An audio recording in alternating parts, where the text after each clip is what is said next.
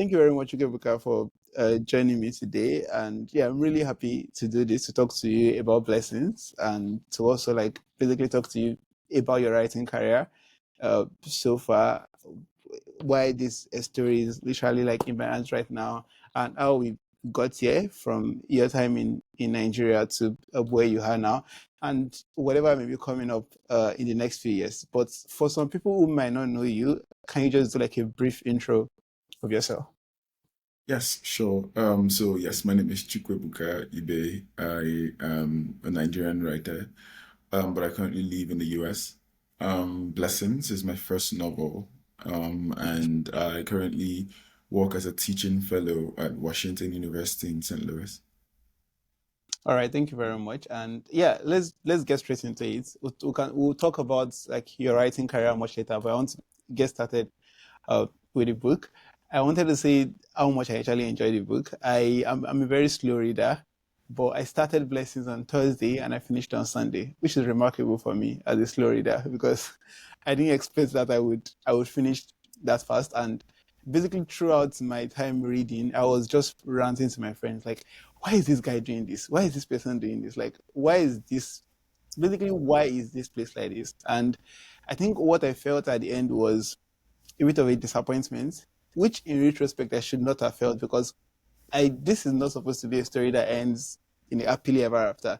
Because given the context of what Nigeria is right now, the issues that were raised in the story still very much real. Like it's still very much real. So, but a part of me was sucked into the fiction to the point where I still was hoping that at the end it would be a oh and they escaped and they were fine or and things worked out well and everything. Even though I know that in Nigeria right now nothing has changed specifically. And I know that things are changing on the continent. I listened to your TED talk, your TEDx talk, where you were talking about what African values are, and the reference you made to countries like Lesotho, basically changing the narrative when it comes to gay rights and giving more expression to parts of Africa that people have always said, oh, this is not us, and everything. So yeah, thank you very much for writing this. I think the first question I have, and it's like it's a thought that I've been grappling with, and I also want to like to hear your thoughts on it as the writer, is how Anozie basically become who he is in the book. From my understanding of the story, and when we go back in time, we realize that he was quite a charming young fellow. At least it seemed so to Uzumaka at the time that their relationship started. And then when we meet him in the present, he's not a charming fellow. So it makes me wonder if it's the typical African man. This thing, it's like he's just a disciplinarian and or something must have snapped that turned him into who he was eventually at that point in the book. Yes, good question. But like, no, I don't think I don't think anything snapped. I don't think he changed. I think one person can be so many things at the same time. Mm, And so it's very possible to be a good husband but be a terrible father, and vice versa. And I think that's what Anoze just turned out to be on the surface, but also even going deeper, I did not necessarily conceive of Anoze as a bad father, at least not in his head or not from his POV, because he's a man who actually genuinely believes that he's doing what is right for his son, that he's doing yeah. what is right, given the circumstances that he finds himself and given the sort of traditions that he comes from. So everything he does, I would say, sort of aligns with his values or his person or his character. So of Yeah. course, loving your wife and being the generous, sweet husband is uh, it's not I don't believe it clashes with who he is as a father, which is basically loving your son, but also just resisting is part of him. Because again, if you compare it, Uzumaka, his wife, is she isn't um so she's quite traditional, so to speak. So it's easy for him to love her wholly. But Obeifuna Mm, isn't the traditional son, yeah. so which then makes it a bit more complicated. So I do think that the different situations are different, which is why his reactions to both are different. I see what you mean, and there's a part where you say that he was basically acting in accordance with his values. That Mm, in his mind, he genuinely believes that he's doing the right thing and he's expressing love. Mm-hmm. And I think there's a part in the story where I caught that at the very end where I know he's an old man now and he can barely lift himself and everything. And Obeifuna is with him again. And he says it again that, oh, you know that you're not supposed to be like this and everything. And Obeifuna walks away from him, and he can't obviously follow him at that point because he's too old to do what he would have done if he was much younger. And it it surprises me that even at the very end, he still believes that, like, even though things have turned out quite differently, he still believes that like Obeifuna, you can't be serious. Like, this is not, this is not how things are meant to be. I feel like a part of him still believes that later you will realize that I did this for you out of love, as opposed to just trying to be like a wicked father and everything. And that makes me wonder a lot about, I mean, bringing that into the context of like Africa and Nigeria, to be specific, how a lot of parents could potentially believe genuinely that what they are doing is for the good of their children, and it's the exact opposite that turns out to be like for the children. And my question for that, and it's just a societal question I want to pose to you, is: do you often think it's a? I mean, when we look at it, do you think this is something that happens as a irregular parent to child relationship, where as a parent you would always believe that what you're doing is genuinely for the good of a child and the child is bound to misunderstand you and not accept it?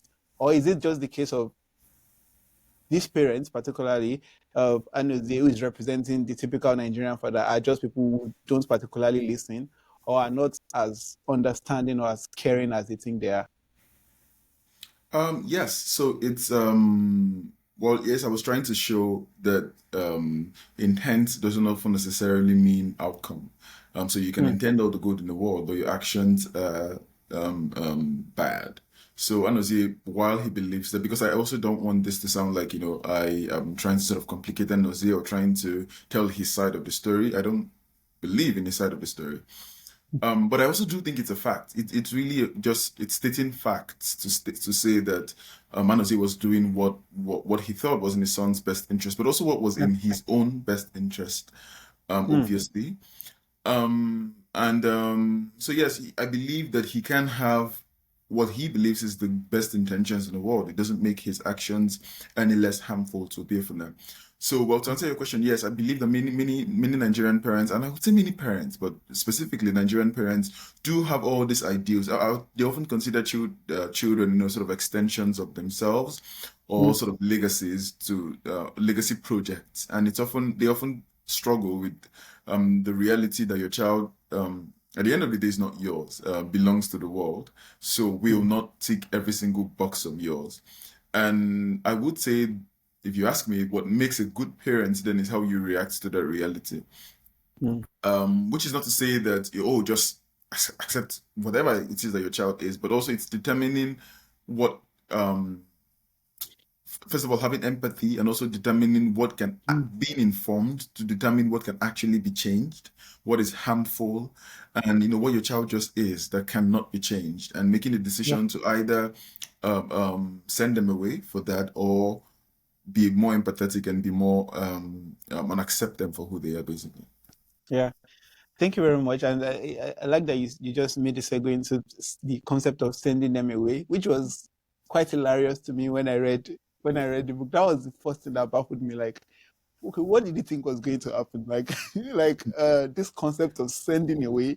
Like, I don't know if it was as an act of maybe shame that if you are going to disgrace me from afar, or Mm, don't disgrace me in my community, which is very important to a typical like Nigerian traditional man and right. everything. Or was there a concept of when you go into the world and stuff, and you're going to learn and you're going to adjust to become an heterosexual man? Like, I wonder what could have been going on in Anoze's mind at the time, Yeah. because I whatever mean, the case, yeah. Sorry, go ahead. I think it's both of that. I think it's both of that. I think it's there's a tendency to not deal with your problems, quote unquote Mm, problems, and to yeah, imagine that if you don't see them, then either they don't exist or they will sort of fix themselves in the background and come back yeah, reformed. So it's that. It's also that he believes that Obeifuna being in so he believes one of the things that he believes is that Obeifuna is influenced by his mother, or because Obeifuna has a close relationship with his mother, so that's why he's effeminate and that's why he's queer.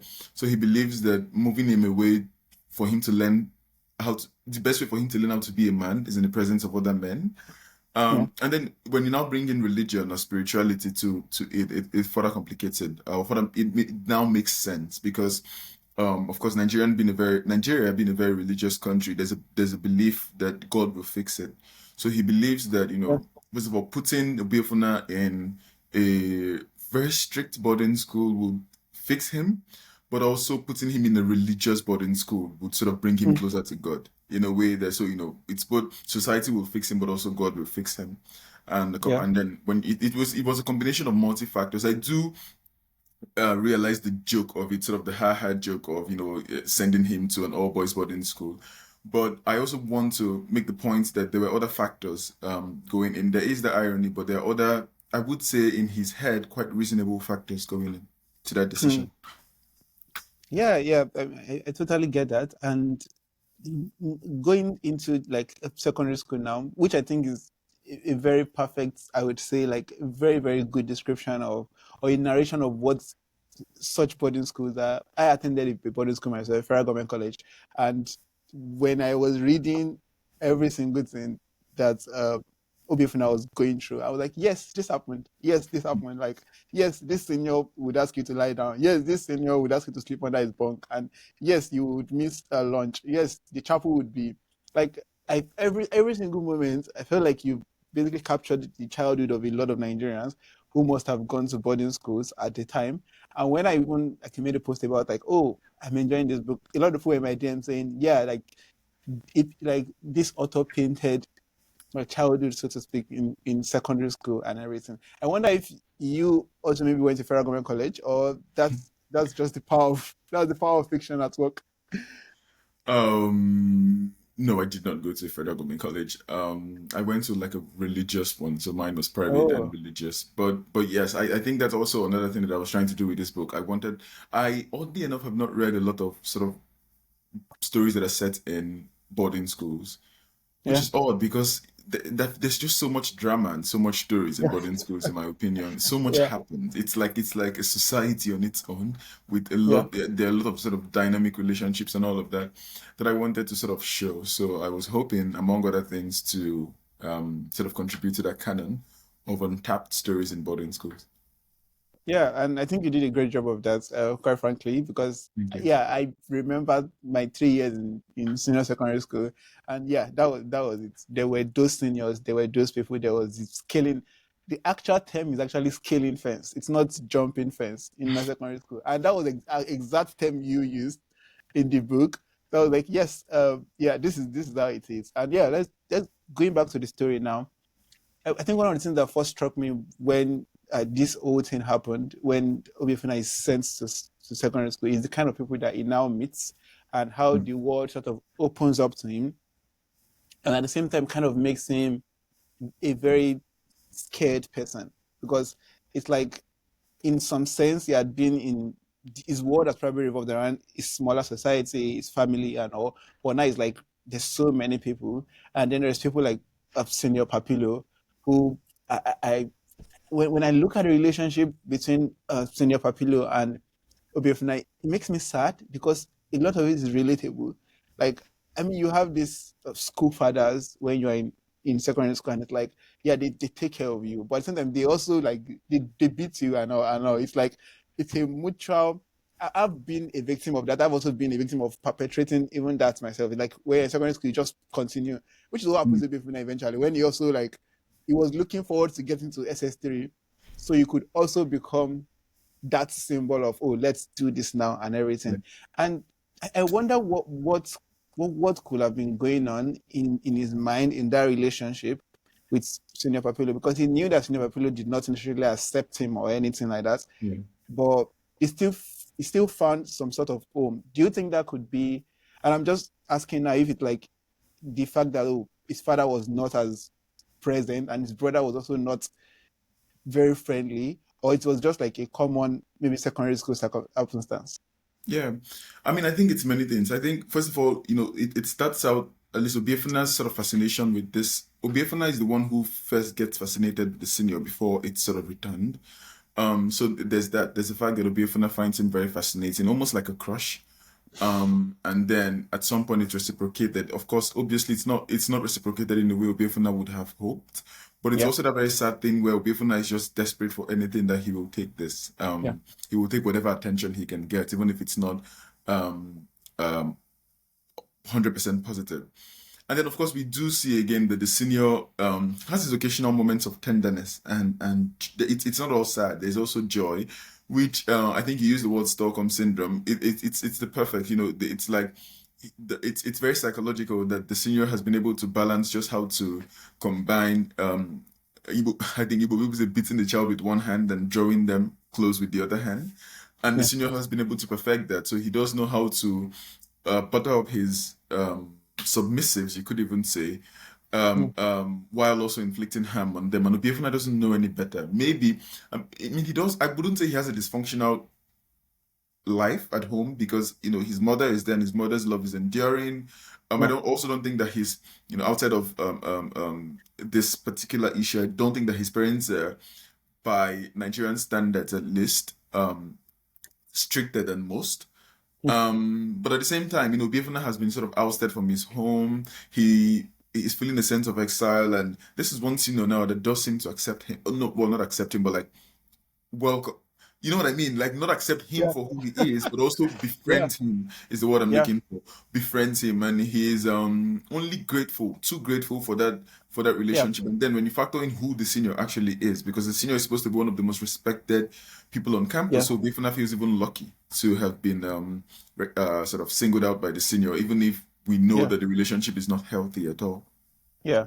And I think also the fact that just like what you said, that it was just grappling for something like however small and maybe maybe maybe misinformed, maybe just however like abnormal the love Hmm. is, like the fact that it's there is probably what matters to him. And there's a small moments which is probably not so consequential, but was to me as a reader, where you were talking about Obeifuna was basically recounting, this is after senior people had graduated, Hmm. that all of a sudden, like magically, news about every senior's life after school, enter school, and we know who has entered university, we know who is. And it's like, it's so, I remember clearly that the same thing happened when I was Hmm. in secondary school. It's like, there's this senior that we don't even know. They just start hearing that, oh, this senior has entered University of Lagos. This senior is still writing jam for the third time and everything. And of course, we always laugh at the seniors who's writing jam for the third time because they were beating us and everything. When I read that, it felt very nostalgic to me. But yeah, I was going to move on to the other senior, which is like where things really got a bit sour for Obeifuna, which is Senior Kachi. And if looking at Senior Kachi himself as a person, apart from his relationship to Obeifuna, there's this point where during like when he and Obeifuna are together, he basically tells Obeifuna that, oh, by the way, I'm not like you. Like, I'm not into all this gay stuff that you're doing, just so you know, like, I just do this because you want to. And we know as the reader that this is not true. Like, we know that you're not as a senior doing something because a junior wants it. And I wonder why at that point he felt the need to justify himself to someone who in the boarding house school of things is very inconsequential. Hmm. Or was he justifying himself to himself in that moment? I think both, definitely both. But maybe even more the latter. That he is trying to. So when he's speaking to Biafuna, he's really speaking to himself. He needs to remind Yeah. himself that wait, this might be fun, but I really don't Uh, want to be this, or at least to admit that I am this. But I also want to point out that Obiefuna also does something similar, with Festus. So it's when Obiefuna sort of participates, even albeit um, passively in what happens to Festus. It's also a way that of Biafra telling himself that he's different from Festus. yeah. And I think that's the sad reality in the world too, that because of just how prevalent homophobia is, people would, even queer people would often find ways to um, sort of separate themselves from, especially from people who are quite obviously, maybe sort of more effeminate Yeah. than most. So people who can quote unquote pass would often find ways to distance themselves from. So Kachi does it to Obeifuna, Obeifuna does it to Festus, and it's almost like a cycle that just continues. Yeah. And Festus is, I think Festus's case is one of the saddest in the book. The fact that uh, all along people know, like, and I mean, and there were people like that in my secondary school where we just know that, oh, you just know that, oh, this person is this person. People just, it just becomes something you just talk about in passing. And I think Festus had, throughout his 3 years in secondary school, had probably gotten used to all the abuse and everything. But to get to the point where on the last day, the students gather and they're like, oh, we want to go and beat up Festus. And I think there were two things there that was very sad for me. The fact that it happened the way it happened, where Obeifuna stood there, which in the retrospect, it's like, of course he stood there because it's like, of course he's scared and fear is driving him in this moment. But also the fact that it was his friend doing it, and it was his real friends, people who he believed that, oh, these are my guys, these are my G's, beating Festus up. And I think there's a part of that that probably must have broken Obeifuna, because even later on in the story where he's with Mienbia and the likes, he still recounts that entire story all over again, and he seeks kind of maybe justice for himself, or maybe absolution. I don't know what it is, but can you just talk a little bit about what was going on there with Festus and Obeifuna, and eventually what happened with Festus at the end? Yes, so that scene was important because I think I wanted Obeifuna to experience one jarring violence, especially sort of a violence that is jarring, but it's not happening to him. Mm, So that's way before the law is passed and the violence becomes a bit more widespread. I wanted Obeifuna to mm, witness violence, that kind of violence, early mm. in his life.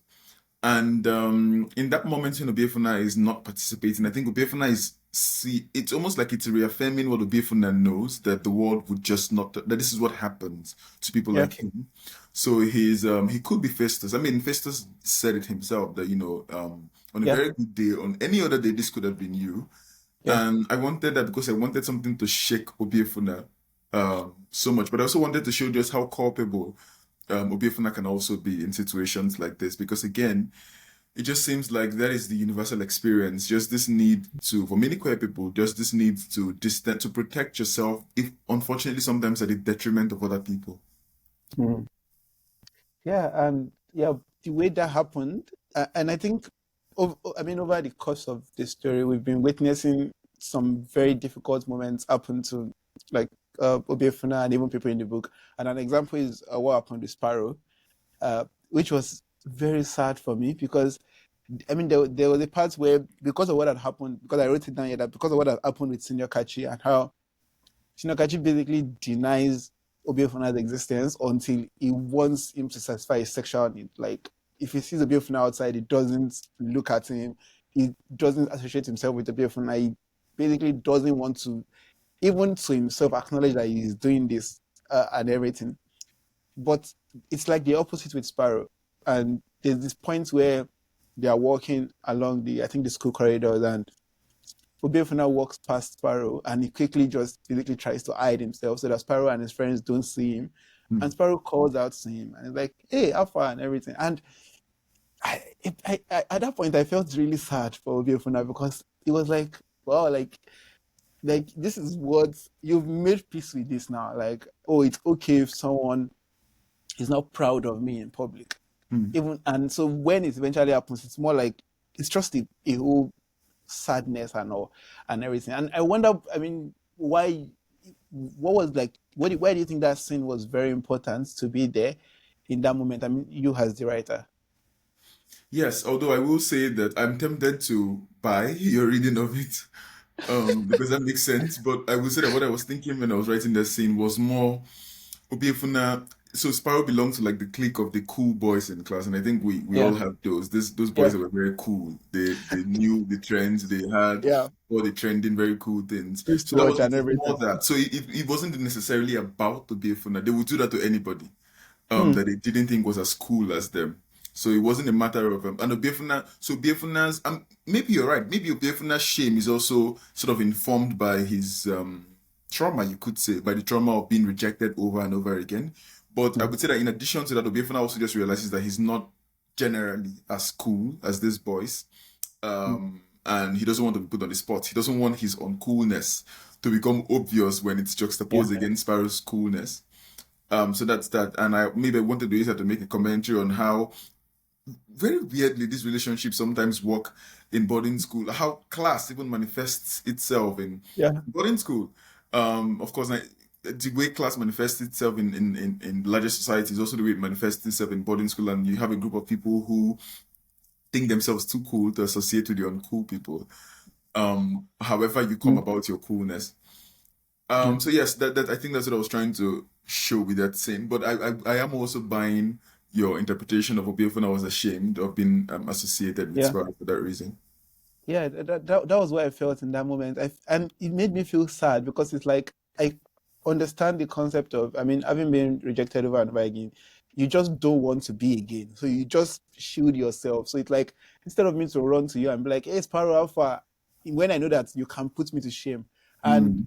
in secondary school, I mean, developmental stage of a child, those things really matter. Like Yeah, something, yeah, yeah, like, and there's nothing those brats love more yeah, than to put someone to shame. yeah, like, Because again, I say it all the time that I don't. The thing in high school it's that teenagers, which is why you often get when you hear of sort of mean girls and mean boys. It's often in high in I yeah, guess secondary school. Sorry, I fear I'm getting too upset. I'm getting too entrenched in American lingo, but secondary school. But yes, that's when, and it's because I feel like teenagers mature enough that age is when they're mature enough to actually cause real harm, but not mature enough to understand the impact of that harm that they are causing, which is mm, why teenagers can be brutal. yeah, They can go to extreme lengths. So, which is why, yeah, and you're right. It again, it causes real damage because that's when everything about you is forming. That's when your confidence, your self-esteem, your sense of self-worth, all of those, and there's nothing those people at that age enjoy more than shrinking it as much as they can and putting you on the spot and shaming you. So yeah. yes, I would say that maybe why other people would avoid those boys because they don't want to be ashamed, because they don't want to be shamed for being not cool. In addition to those, Obiefuna would also have been thinking about just not being put on the spot because he's Yeah. somebody who, at this point, has sort of made peace with existing in the shadows and not being in the spotlight. Yeah, yeah, and yeah, totally get it. Those moments where, I mean, yeah, your world could literally fall apart if somebody abuses you, embarrasses you in secondary. Like literally everything could scatter because of that. Like Your in steez, retrospect, your yeah, steez go like just scatter. just And you lose just spoil some your steez. honor. Yeah, literally, like, and I mean, when you look back in adults, you're like, that was so inconsequential. Like, Look back and you're thinking, this is the most stupid thing ever. yeah, like Like, this, this, this is so funny. Like maybe somebody says your father or something. You're like, it's like they've called your family's your lineage into question. Yeah, those were like terrible moments, and it was really highlighted in the story like a lot. And I think the way the story eventually panned out, I was hoping that a relationship with Sparrow would be that relationship. Again, I don't know why throughout the book I kept on hoping for that good thing or that long-lasting good thing, even though I'm conscious of the context of the book and the context of the country. I was still like, oh, maybe this is it. Maybe this is the one where the happily ever after. And they are caught, and Obeifuna runs away, and then he realizes that Sparrow did not run, and eventually Sparrow has to be expelled from the school, and it basically takes the fall for Obeifuna in that moment. And I think something shifted in that moment. First of all, there was a part where Obeifuna was there saying, "Please don't mention my name," and I was so pained when I heard that because I'm like, of course he's not going to mention your name. Like as the reader, I was like, oh, you should know by now that he's not going to mention your name and everything. Like, but I feel like even at that point, while he was trying to care for Sparrow, he was also so scared for himself yeah, because he knew that, okay, I'm already here because of this thing. My father sent me away because he discovered that, oh, you're gay. You can't be gay in my house. Go to the seminary. And now to realize that I'm continuing in this act in secondary school. And I think so at that moment that things probably changed to the point where he started consulting the chapel more and the chaplain, and we're going to talk about how that happened. But yeah, what do you think? I mean, at that moment when Sparrow's time in school was just over and Obeifuna is left alone and he had to go through that emotional damage, I mean, the emotional trauma, I wonder what it must have been like. I mean, experiencing heartbreak at such a young age. And I want you to maybe just share a little bit more about that. Yeah, so that's after the departure of Sparrow, why he Yeah. gets more into religion. I think maybe it's a close call. So he does realize that wow, this was a really close call, and you're right. We know the reason why he's here. We know. Yeah. So he's thinking about the consequences of. Imagine if he's expelled from this Mm. place because of all things, the very reason why he was brought here. Yeah. That would be catastrophic. So it's a close call, and nothing brings you closer to God. I would say than a close call. But also because I think Obeifuna is internalizing at this point that he's believing that his dad might be right. Because he has been Mm. unhappy in this place. It's from one trouble to the other. And so he's now at that point where he's thinking, well, how can I ever be happy? And thinking maybe the answer really is, at the chapel. Maybe the chaplain has a Mm. point. And then of course we know that he's sort of uh, um, thinking again too about repentance is after the chaplain delivers a particularly fiery sermon that gets to him. So he's thinking, wait, maybe the chaplain has a point. Maybe my father has a point. Maybe I really do need Yeah. to return to Mm. God. And so yes, I would say that he is the one quote unquote healthy relationship that he has in boarding school. Mm. Was with Sparrow. And we see that didn't end well. Every other relationship that he's had has been very unhappy and very unhealthy. Yeah. So when the one through thin is destroyed, he takes that as a sign. It looks like the Mm. third time was the final straw for him to actually finally do something about this. Yeah, and the way that turned out, because just like you said, I feel like there were moments where he was like, oh, maybe my father is right, maybe I should stop this. And I mean, throughout the book, at the early stage, you see moments of trial over, like, say, an attempt, so to speak. Uh, so there was a time when even like it was the senior that was even like attempting for him to, oh, let's taking him to a brothel Right. to be with girls, and it failed terribly at that. And then there was the other attempt later in the book when this the finest girl on in school, so to speak, was pinning for Obeifuna, and so like this is the moment. Like if it's going to be with anybody, this is the best that you're going to get, and he obviously couldn't hold that up at the same time. And I wonder if at that point there was this moment of, I mean, which is what probably his father had been saying over and over, which is like, okay, if this is what you are going to change. Like, I'm going to change you either by beating you or by sending you away. And he himself made attempts to change, and that obviously that didn't end well.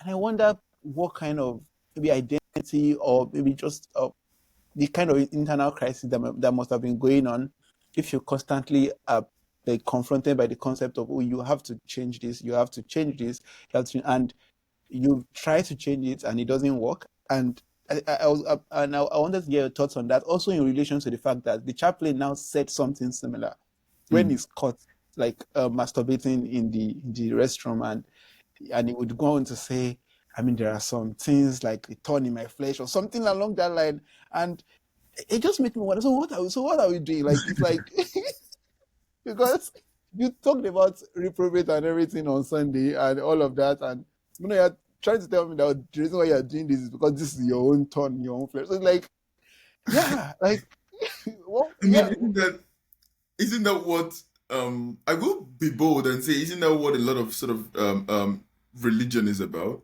I feel like mm, sometimes there's um with some, just so I don't speak broadly, there is yeah, there is an element of hypocrisy, isn't there? Where it's like this is what you should do, but then they could not be farther from doing that thing that is being prescribed, yeah, either them or their children. yeah, And it's so yeah, I wanted to use that just to show sort of the hypocrisy, but you're right, also to just show what Obiefuna is going through. So it's like he really is going through it.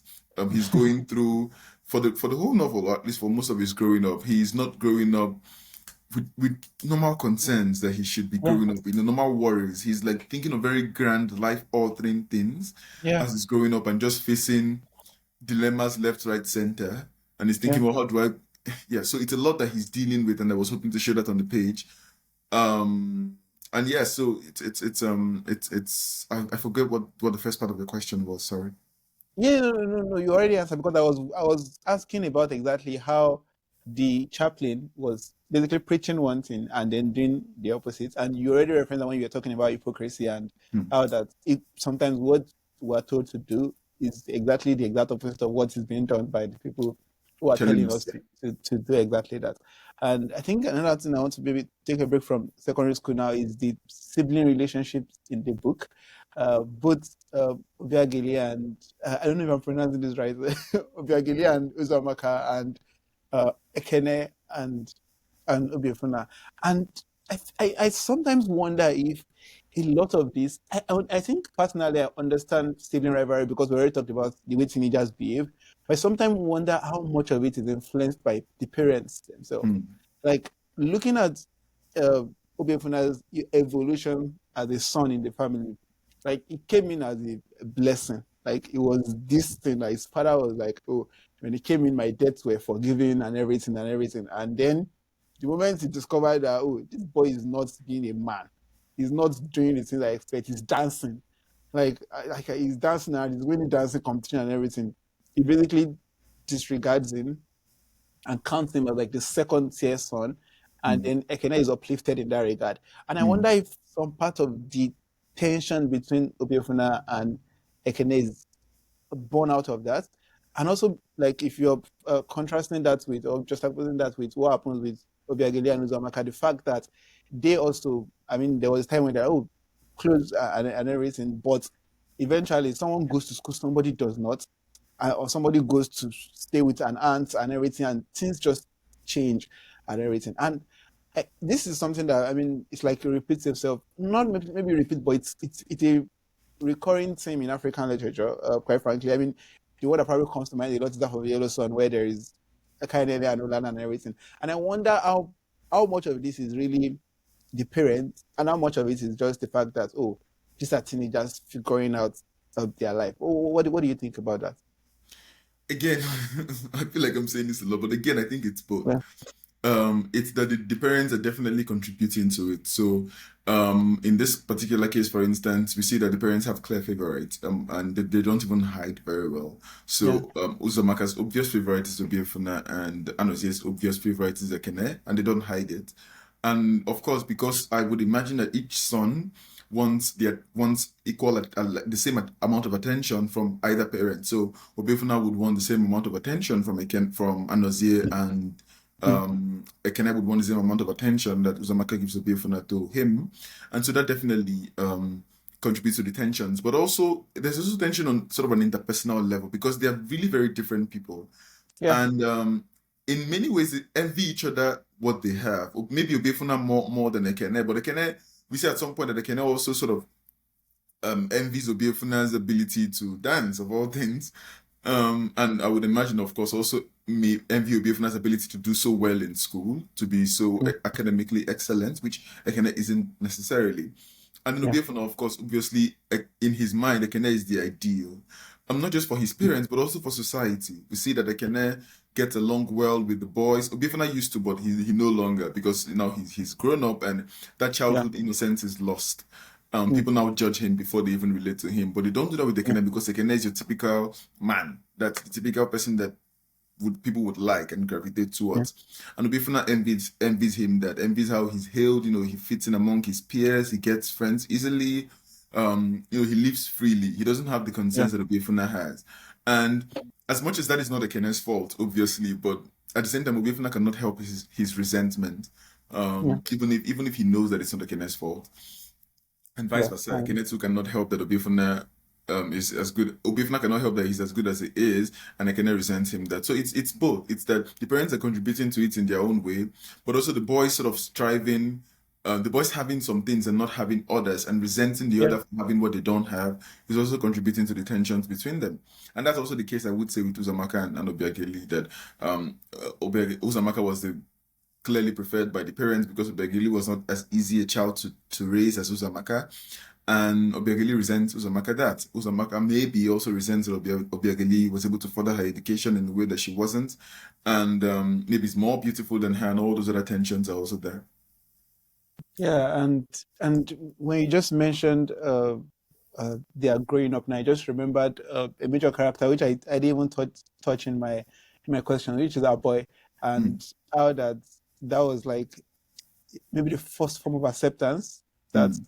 Obeifuna would receive, which he held on to for quite some time at the early part of the story, only for him to go back like and realize that oh, it's unclear. We're not told exactly what is going on. Like this child sitting on his lap, is this the daughter or is this the wife or is this like at that point I was just confused because I was like, what is going on? Like what are you doing with this woman? Like what is like my first instinct was, oh, this is not you, do like we know you are boy, like we know that this is like what was going on there exactly. Was it the case of Aboy had also like maybe bought into, oh, that was just childish fantasy that we're doing. Like this is real life, or like I mean, this is what real life is and everything. Or was this the case of maybe an accept, or like maybe is an acceptance of I can't win, so I might as well just play the other game. What was going on there with the evolution of that character, even though we never saw him again at the Yeah. end. Yeah, very good question. So I will say that no, that is not a child. The girl that was sitting on a boy's lap, at least I didn't. She's a young woman. I didn't Yeah, envision her as a child, and I just thought maybe she was also another apprentice or just somebody in the market who, they having some sort of relation, or at least they're at the beginning of a relationship. yeah. And my perhaps the most scandalous opinion that I have, and people are shocked whenever I say it, is that I didn't think of a boy as a queer character. So Hmm. no, a boy is not changing. That is who a boy is. So the so-called change would have been a boy's relationship with Obeifuna, because I don't Wow. think, yeah. I think I was trying to make a sort of So a is this like you? But you is this like something you probably had to explain before? Because I'm surprised. yes, yes. Actually, Yeah. it comes up often, so I have to clarify, and people are like shocked. It's that I think that there's a difference between sort of queerness and homoeroticism. I think that Hmm. sometimes relationship between men can I don't think it's either or. There can also be Hmm. like a gray in the middle where Hmm. at least in the past men would sort of show affection to other men, and it didn't necessarily mean that they were sexually attracted to them, Yeah. because I really do think that sexuality is sort of a huge spectrum. Hmm. And people fall into different places in that spectrum. And I think a boy would not be your sort of very toxic heterosexual male. Hmm. Um, so he does have that sort of moments of tenderness, but I didn't necessarily think that even if he had stayed, anything concrete would have developed between him and Obeifuna. Hmm. So yes, I think that most of what Obeifuna feels is really projection. That Obeifuna is thinking all of this and sort of projecting his feelings onto a boy. And yes, a boy is not doing enough to dissuade it, but there's also like kind of a power imbalance. Obeifuna is Oga's son. A boy is the apprentice. So there's only so much power that a boy Yeah. can even exert in that relationship, which is why a Hmm. boy welcomes it. Again, it's not to say that a boy does not care about Obeifuna and is deceiving him or using him. It's just to say that it's a bit more complicated than cut and dry. That a boy cares for Obeifuna, but Obeifuna, if that relationship had continued, Obeifuna would Hmm. have eventually come to realize that they're not on the same page. A boy would not care for him the way he wants. Hmm. Wow. I didn't. Yeah. This is new to me because I actually thought uh, there was something else going on, like something else entirely going on, and I had my thoughts, and I was sharing that with my friends that oh, this what did this guy just turn to? Did they just switch up on Obeifuna or something? But yeah, I think the next question I want to talk about is the latter part of the book, which is when we see some sort of what I thought was like hope Hmm. in the fact that Obeifuna is finally finds his like tribe, so to Hmm. speak, and everything. Like he finds Membi and all his friends who are all like, "Oh yeah, we whatever you're going through, we get it." And when they Hmm. have those conversations, they laugh about their troubles and everything.